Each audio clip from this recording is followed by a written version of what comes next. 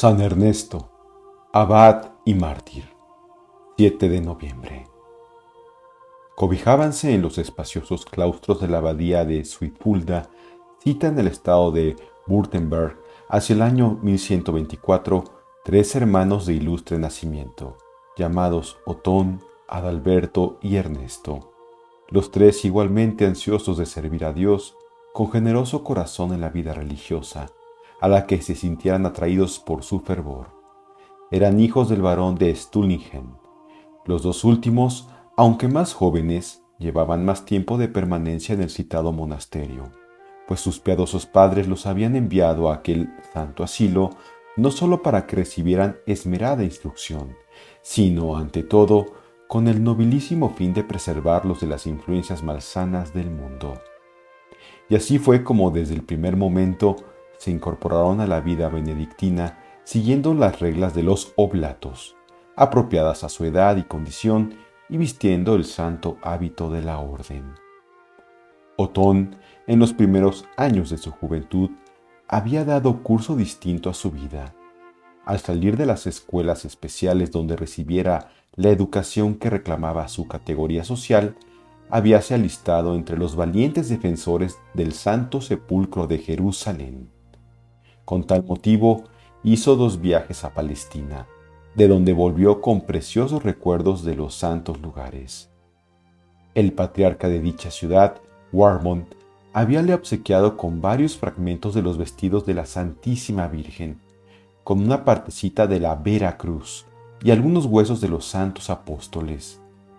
De todo eso, hizo generosa donación a la abadía de Suipulda. Más tarde, beneficióse aún más esta abadía de la magnificencia del conde Otón, cuando éste se desprendió en su favor de varias propiedades y de una hermosísima ermita situada en uno de sus dominios. Donaciones que culminaron con la entrega de su misma persona hizo el conde cuando, después de renunciar al mundo, resolvió abrazar allí mismo la vida religiosa. Ernesto, abad. A decir de uno de sus biógrafos, Ernesto, que era de natural bueno y dócil, sacó mucho fruto de las lecciones de sus maestros, de manera que, terminados los estudios, ingresó en la orden de San Benito. Diose enseguida con extraordinaria diligencia y devoción a explorar la rica mina de las Sagradas Escrituras, particularmente después de su profesión religiosa, y en poco tiempo llegó a ser maestro notable en las ciencias eclesiásticas. Esta cuidada y excelente preparación anunciaba al que había de ser muy pronto santo y celoso sacerdote. La prudencia, piedad, mansedumbre, sabiduría y demás virtudes monásticas de las que era modelo acabado, le valieron el sufragio unánime para el cargo y dignidad de abad del monasterio en el año 1141. La comunidad que le había elegido era de las más importantes de la orden.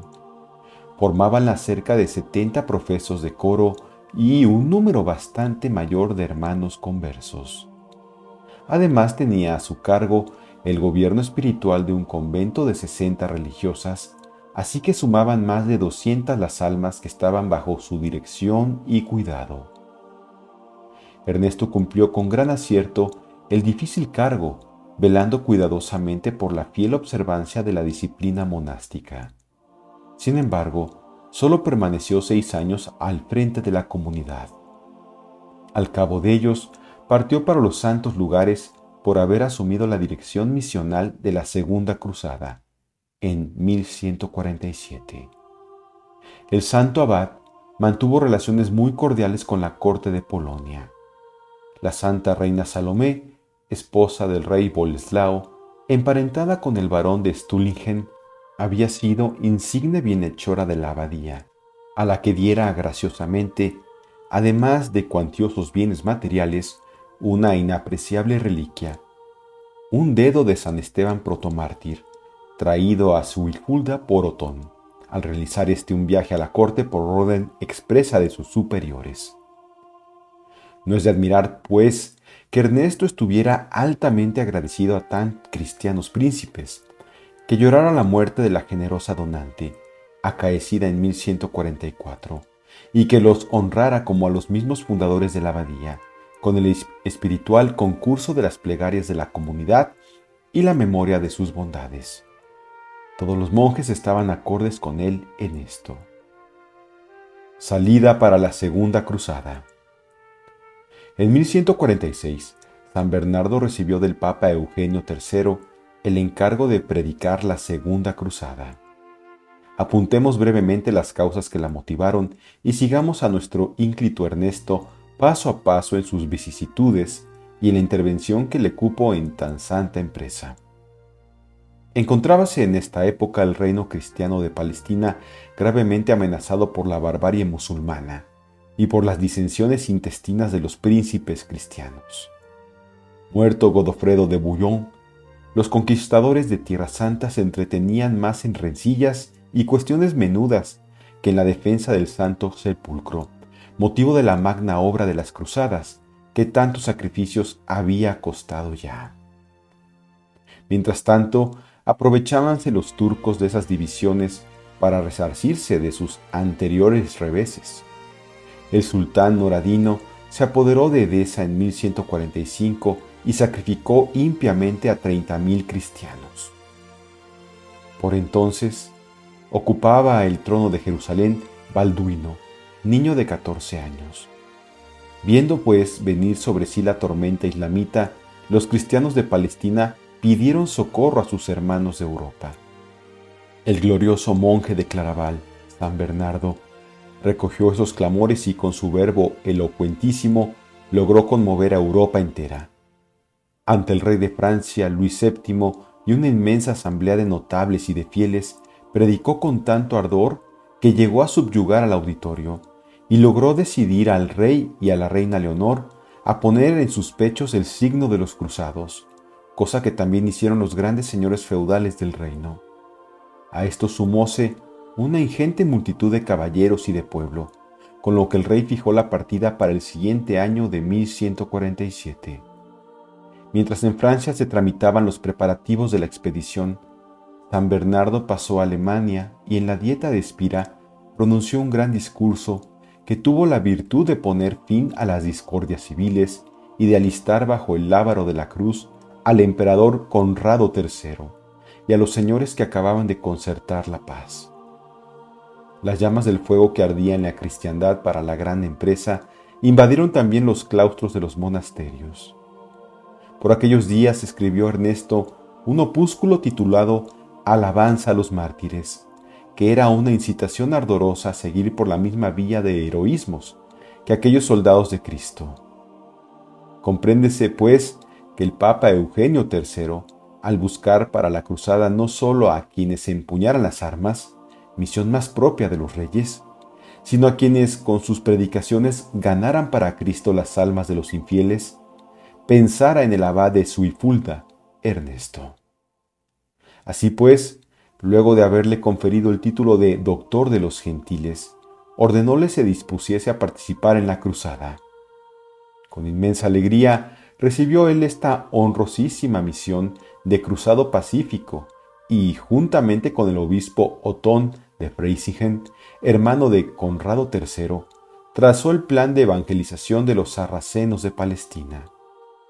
Renunció, pues, al cargo de abad en favor de Bertoldo y partió para incorporarse a la cruzada después de manifestar a sus queridos hermanos en religión el vivísimo deseo que sentía de morir mártir. Contratiempos, sinsabores y derrotas. Ernesto, como todos los expedicionarios, pudo saciar plenamente durante el trayecto sus deseos de sufrir por Cristo. Ya sabido el triste remate de esta desgraciada empresa. Los dos ejércitos, alemán y francés, pusiéronse en marcha siguiendo la vía del Danubio y llevando la vanguardia Conrado III.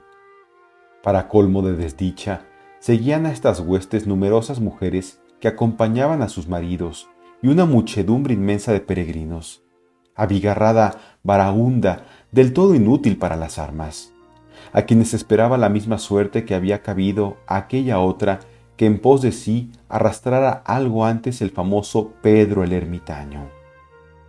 La rivalidad que se hizo patente en varias ocasiones entre las fuerzas de países de tan distinta psicología fue factor determinante del fracaso final de la cruzada. Pero el golpe de gracia lo habían de dar los griegos, quienes con su hostilidad lo arruinaron todo. Muy distinto hubiera sido el resultado si se hubiesen atendido las proposiciones del rey de Sicilia, Rogerio, que aconsejaba embarcarse en los puertos normandos de Italia en vez de seguir la ruta del Danubio, que obligaba a atravesar los estados del emperador Manuel Comneno. Los expedicionarios pagaron muy cara la equivocación y la confianza que en los astutos bizantinos habían puesto. Los alemanes, como vanguardistas, fueron los primeros en conocer y sufrir la perfidia de aquel pueblo que, si mal se condujera con los de la primera cruzada, en esta, al verse menos amenazado por los turcos, manifestó más abiertamente aún su hostilidad. A la malicia de los hombres añadióse la enemiga de los elementos. Una horrorosa tormenta causó a las tropas de Conrado un verdadero desastre.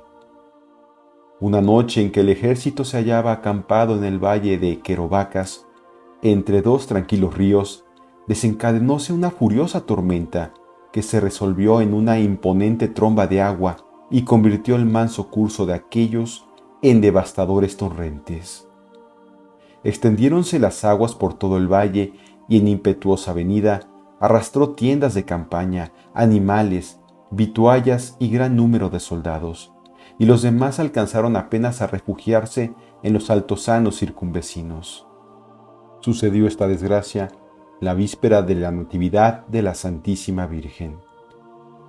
Al día siguiente, dice un cronista testigo del desastre, rezamos en la misa el Gaudeamus, pero con el ánimo por cierto bien contristado, derramando copiosas lágrimas y lanzando agudos gemidos de dolor. Los griegos no cesaban de molestar a los cruzados con toda clase de vejaciones y villanías. Tenían de los latinos tan bajo concepto que llegaban a lavar y purificar los altares en que el sacerdote latino celebraba el santo sacrificio de la misa. Todos, pueblo y rey, engañaban astutamente a los extranjeros de mil maneras, ya adulterando con cal la harina que les vendían, ya robándoles el dinero, y si algunos imprudentes se apartaban del grueso del ejército, los despojaban de sus haberes. Para colmo de desgracias, los cruzados habían aceptado a los griegos como guías en su marcha a través del Asia Menor.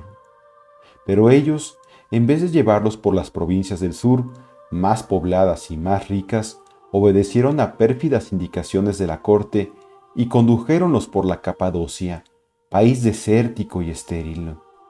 Y, cuando estaban acorralados en los profundos barrancos del abrupto Tauro, desaparecieron todos en una misma noche para correr a informar a los turcos de la celada que habían preparado a los cristianos y de cómo podrían sacar el mejor provecho de aquella situación. En tales condiciones, la derrota del ejército de Conrado estaba descontada. Las tropas turcas dieron alcance a los cruzados en las cercanías de Iconio y trabaron duro combate del que salieron tan maltrechos los cristianos que, según los cronistas, solo la 10ª parte escaparon a la espantosa carnicería. Los genízaros turcos no dieron paz a la espuela, hostigando de continuo a las tropas de Conrado, que se batían en retirada, acreciendo aún más el desastre. Solo 7.000 hombres salieron indemnes de la batalla, y el emperador Germano, descorazonado y cubierto de heridas, se dirigió a Nicea para unir sus tropas con las de Luis VII, que por entonces llegaba a dicha ciudad. El ejército francés recogió los exhaustos restos del alemán y, aprovechando aquella dura lección, eligió otro camino más largo, pero menos peligroso y de más fácil aprovisionamiento para las tropas. Imposibilitado y maltrecho, Conrado se dirigió por mar a Jerusalén. Mientras tanto, el rey francés siguió el valle del Meandro y franqueó el monte Tauro para caer sobre Adalia. En este puerto las tropas regulares embarcaron para Antioquía, pero muchos de los peregrinos, obligados a emprender por tierra el camino de Jerusalén, murieron o cayeron en poder de los turcos. El ejército llegó felizmente a la ciudad santa, donde le recibieron como libertador y, sin pérdida de tiempo, fue a poner sitio a la ciudad de Damasco, pero fracasó totalmente. Entonces, cada uno pensó en volver a su patria. A Luis VII le era muy doloroso regresar sin resultado alguno, pero ante las instancias del regente del reino, Sugerio, que reclamaba su presencia, embarcó en San Juan de Acre, julio de 1149, y llegó a San Gil con 200 o 300 jinetes, triste despojo de un ejército de 100.000 hombres. Ernesto, prisionero de los turcos.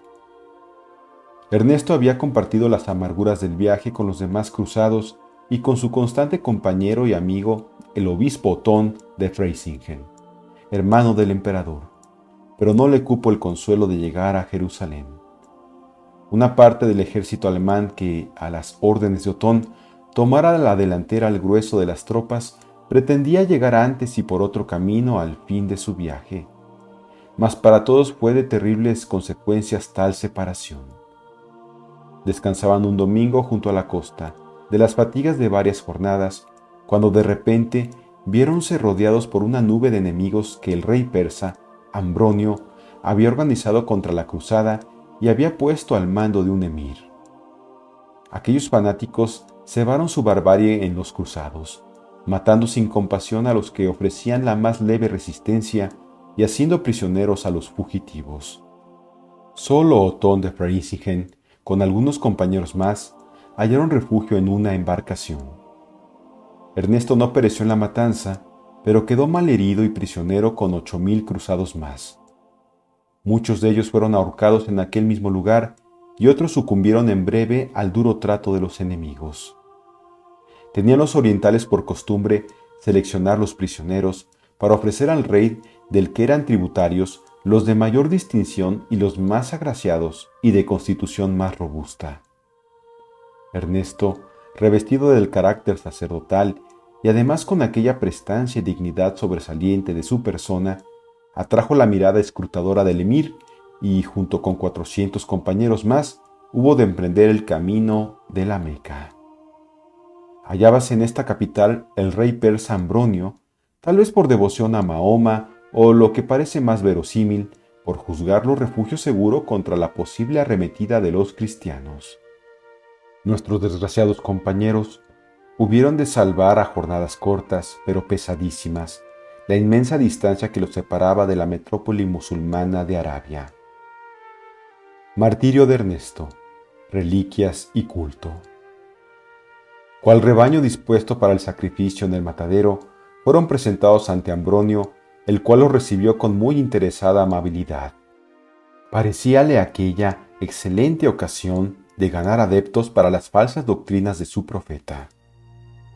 «No temáis», les dijo con acento persuasivo, «en modo alguno pretendo haceros daño.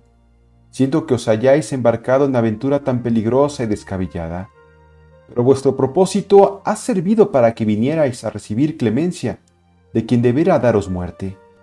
Os perdonaré todo, y aún os otorgaré riquezas y honores si abrazáis la religión de Mahoma». Entendió Ernesto que su carácter sacerdotal imponía la obligación de prevenir a sus compañeros de armas contra las halagadoras falacias del rey y excitólos con ardor a abrazar el martirio antes que renegar de la fe y a no dar satisfacción al proponente de tan execrables ofertas, ni con la más leve demostración de conformidad. El valor y la audacia de Ernesto provocaron las iras de los musulmanes y, acto seguido, fue entregado a la inhumana soldadesca, de parte de la cual hubo de sufrir todos los tormentos que la crueldad es capaz de inventar. Crece que en esta pasión continua estuvo semanas enteras, y sin duda que los verdugos hartaron con el heroico mártir su refinada barbarie. Para rematar su criminal labor, arrancaron la piel del cerquillo, y después de haberlo atormentado con despiadadas incisiones, le abrieron el vientre. Como aún siguiera con vida, ataron las vísceras colgantes a una estaca y golpeáronle brutalmente para forzarle a dar vueltas en su derredor hasta que exánime cayó al suelo. Tal fue, según el testimonio fiel del sacerdote Marsilio, el fin glorioso de Ernesto, digno, como dice un autor, de ser coronado en el cielo con la triple corona de virgen, de doctor y de mártir. 8 prisioneros más dieron su vida generosamente a Cristo en el mismo día y por la misma causa, ganados por las vehementes exhortaciones del abad de Suipulda. Marsilio, a quien debemos la relación de tales atrocidades, era un sacerdote católico armenio, muy adicto a la fe romana. Él mismo, por 30 monedas de oro, rescató el cuerpo de San Ernesto y libertó a 11 prisioneros que escaparon así al furor de los turcos. Los rescatados eran alemanes, y de regreso a su patria visitaron al abad de Suipulda, Bertoldo, a quien informaron por menudo del martirio de su glorioso antecesor. Entregáronle además una carta del citado Marsilio en que brevemente se exponía la historia de todos estos sucesos.